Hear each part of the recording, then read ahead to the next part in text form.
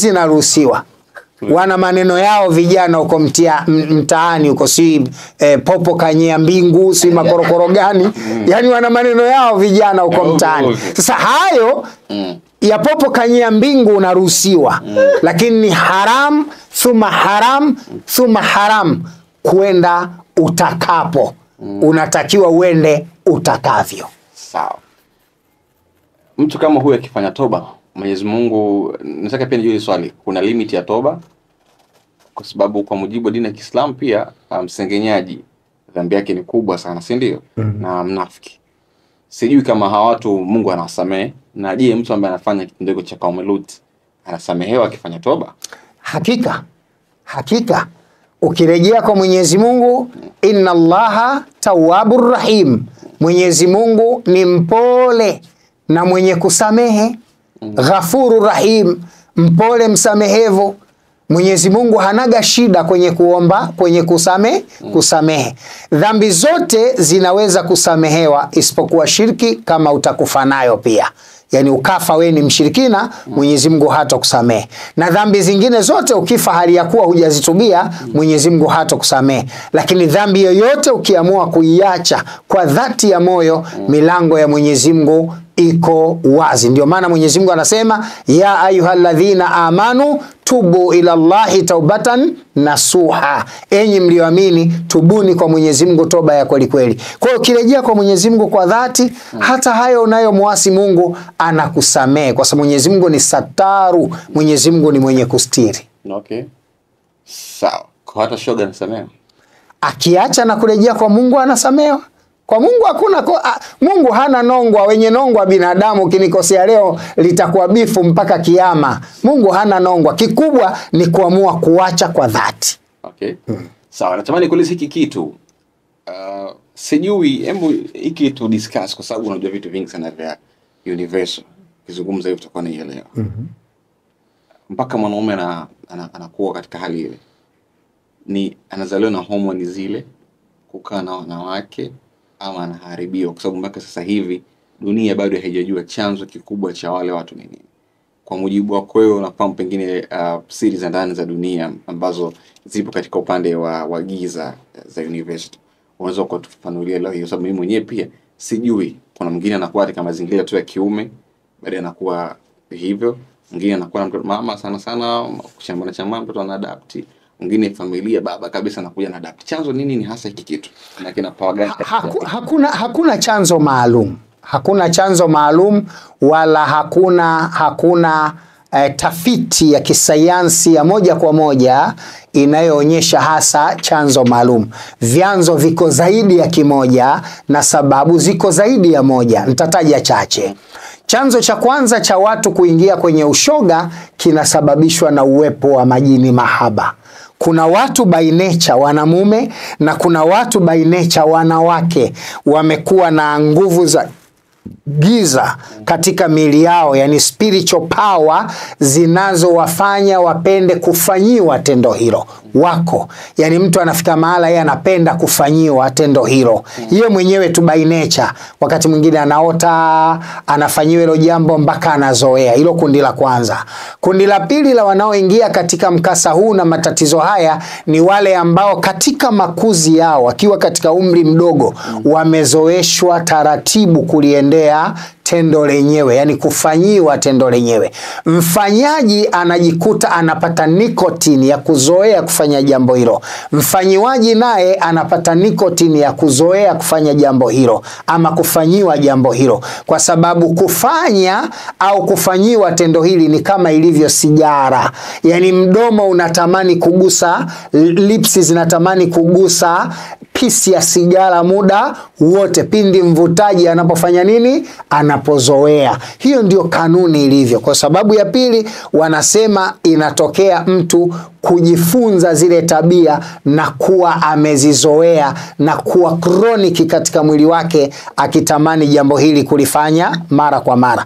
Kundi jingine ni wale ambao wameanzishiwa jambo hili bila ridhaa yao. Yani mtu anamdanganya hiki kwa sababu ana tamaa ya maisha, labda anampa 10,000, anampa 5,000 katika umri mdogo, anamjaribu mpaka anajikuta anazoea. Na kundi la tatu ni hawa ambao wana shida ya mfumo wa kihomoni. Yani mtu amezaliwa mwanamume lakini ana wingi wa homoni za kike, mwisho wa siku anajikuta anaingia katika kuangukia kwenye mikono ya shetani. Kwa hiyo iko hormone, tatizo la kihormone lipo. Wako watu, mimi daktari nakutana na watu wengi huko. Wakati niliwahi kukutana na mmoja kati ya watu ambao walikuja kuniona, kanieleza, Sheikh, mimi tatizo langu kubwa ni hili. Yani yeye anasema maisha yake, yani hata anapotaka kukutana na mwanamke, yeye ni mwanamume, anapotaka kukutana na mwanamke basi anatamani angalau ashikwe kwa vidole na yule mwanamume,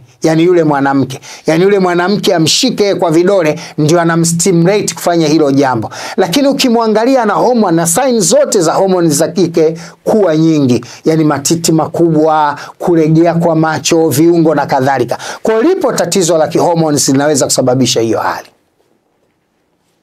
Mwingine anasema tumachie Mungu. Naam. Naomba juu yake. Naam.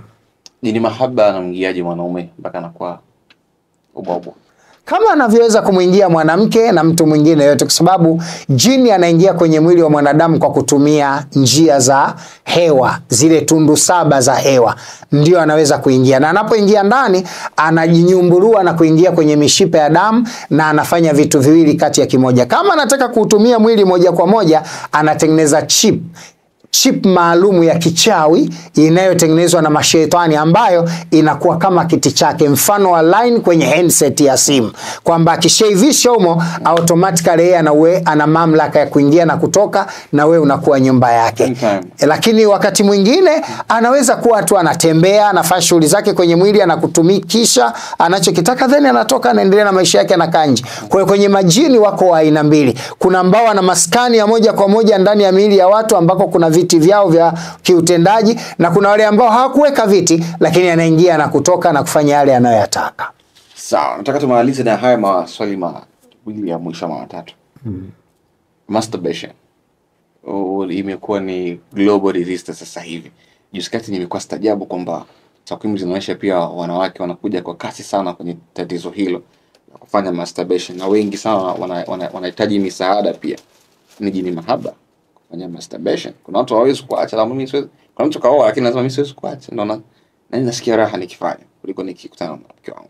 Lakini sasa pia kuna wanawake, nishapata kesi moja, mtu ananiambia kwamba mwanamke hata ingiliwe vipi, mwingine vipi mwanamke wake afurahi mpaka mwanamke mwenyewe ajifanyie masturbation, na kanisha fumania mara kibao mke akifanya masturbation. Ili ni jini mahaba ama ni akili ya mtu? Yote mawili.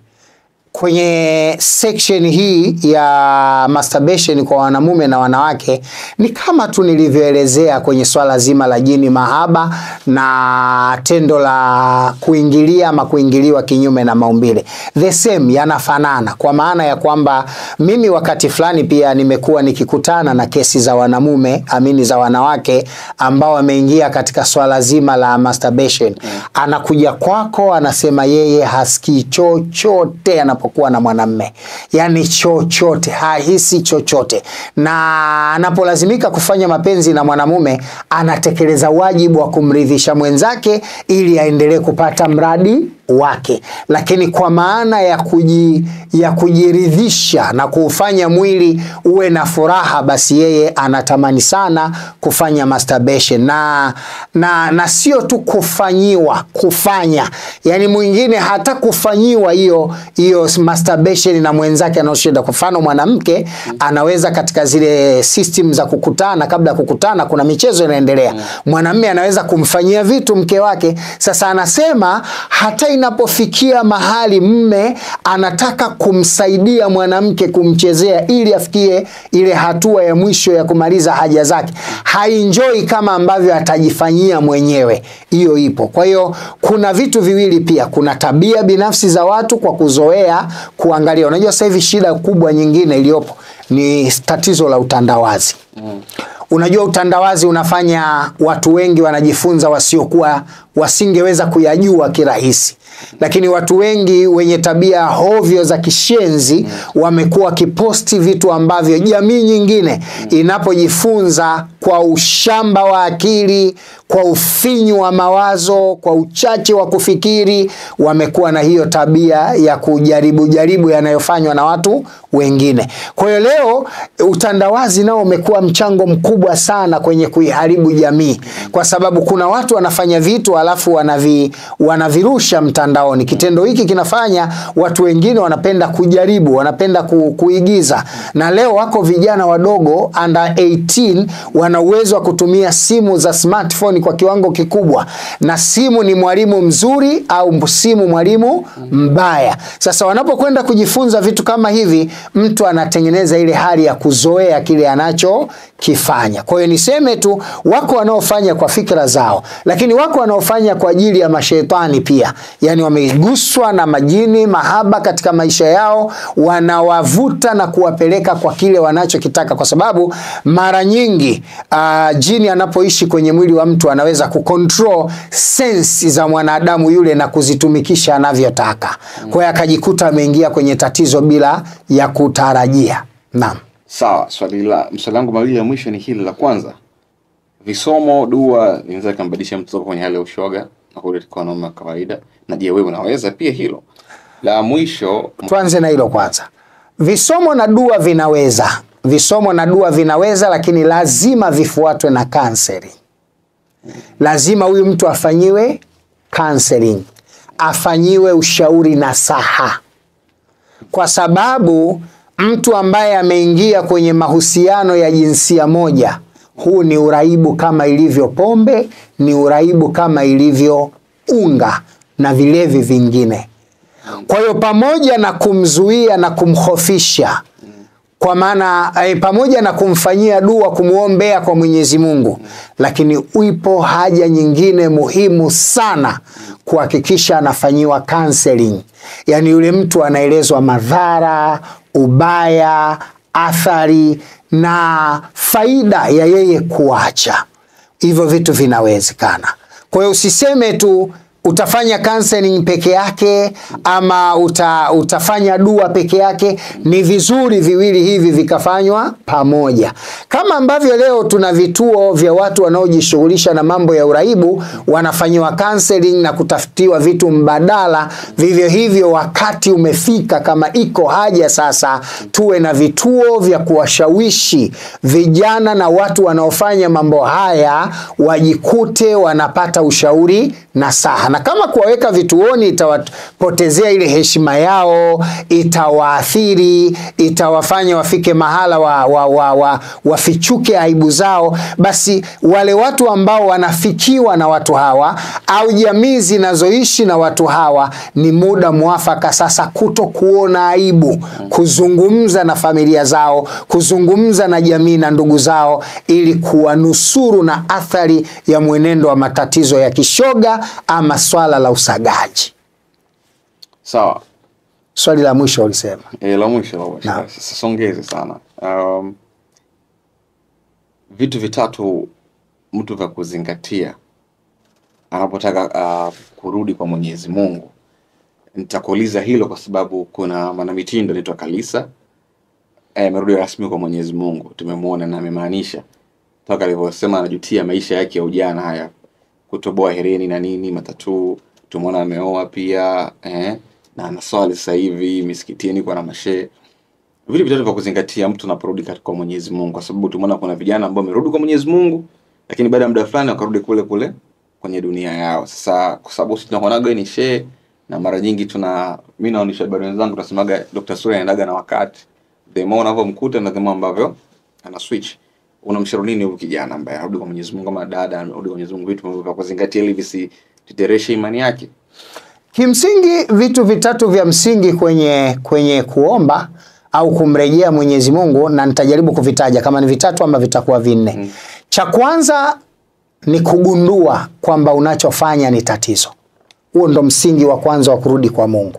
Yaani nafsi yako ikubali kwamba hiki ninachokifanya natengeneza mahusiano mabaya baina yangu na aliye niumba.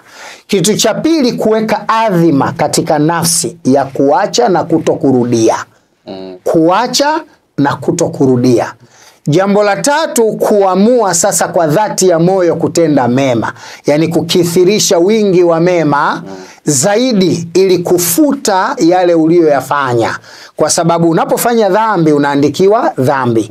Kufuta hizi dhambi ni kuongeza thawabu. Kwa hiyo ni lazima ujitahidi baada ya kuacha dhambi ujikithirishe kutenda mema ili kufukia mashimo uliyoyafanya ya dhambi. Na jambo la nne la msingi katika dua ni kuamua kumuomba Mwenyezi Mungu akupe kinga madhubuti itakayo kuzuia kurudi katika yale uliyoyafanya. Kwa hayo mambo manne ndiyo taubatan nasuha. Ya ayyuhalladhina amanu tubu ila Allahi taubatan nasuha. Taubatan nasuha ni kile kitendo cha kuadhimia kuacha dhambi, kutokuirejea, kama ambavyo chuchu ya nyonyo la mnyama au mwanadamu linavyokamua maziwa kutoka kwenye titi, na kamwe maziwa hayo huwezi kuyarudisha tena ndani ya tundu ya chuchu ya mnyama ama mwanadamu. Hii ndiyo maana ya taubatan nasuha, na hii minne ndiyo misingi ya kuomba msamaha, ndiyo misingi ya kumrejea Mwenyezi Mungu. Tusole, mimi kwa haya nakushukuru sana. Binafsi nikushukuru pia. Asante sana, karibu sana, muda wote tuko pamoja. Asante. Nafikiri kuna vitu vingi vya kujifunza hapo, umeweza kunote. Kidogo mada yetu ilikuwa ni very sensitive. Kwa hapo tumeweka description ya maelezo. Watu kuanzia miaka 16 waweze kuitazama hii video hii.